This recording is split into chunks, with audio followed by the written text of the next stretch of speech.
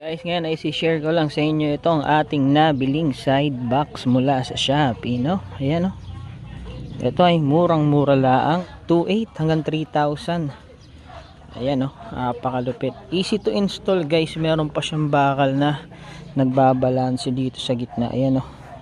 Tapos nakatornilyo lahat yan. Lalagay ko yung link sa description down below para kung gusto nyong bumili, doon na lang din kayo bumili para siguradong mabibili nyo. Ayan siya, oh. Oh, okay. Ito ay 36L. No? Pag pinagsama mo yung dalawa na yun, 36L siya. Ayan. Tapos dito yung lagayan ng ating top box. Ito ay pinaglalagyan ko ng mga gamit sa paglilinis natin ng aircon washing. Ayan. Sa ating ginagawang hanap buhay. Ayan, medyo maluwag pa siya, kasya pa. Tapos meron din tayong top box, ayun, Cobalt version 2. Lagay natin sa description din ang kanyang link. Nandito naman yung ating mga tools. Matitibay ito, guys, kasi halos 1 buwan ko nang gamit itong mga ito eh. Oh.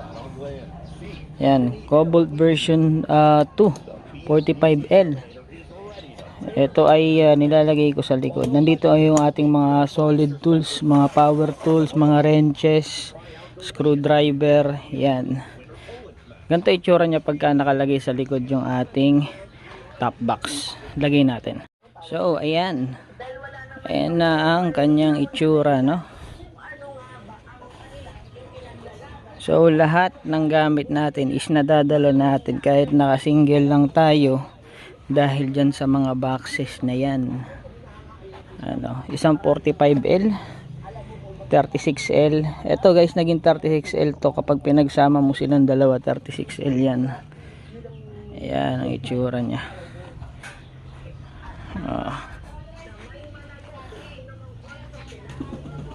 Diba? Para itong HRB bracket, lagay ko na rin sa description kung saan ko binili. Napakalupit, lahat yan dilak. Ito na ilalak, pwede mo siyang hindi susi para easy access lang. Ganyan, nakalak na siya, diba? Ayan, tapos pwede mo pa siyang talian dito sa ibabaw just in case magdadala ka pa ng gamit.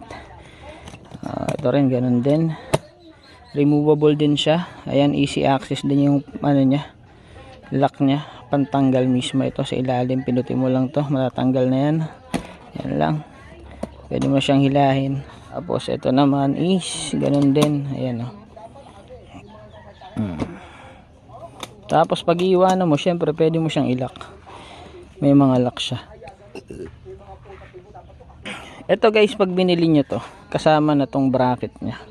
Sa 2.8 ata yun, 2.8. Basta roughly bago mag 3K ang bili natin sa kanya. Nakalink sa description down below yung kanyang Shopee link para na rin kayo bumili. So yan, napakaganda niya, Bili na rin kayo, guys.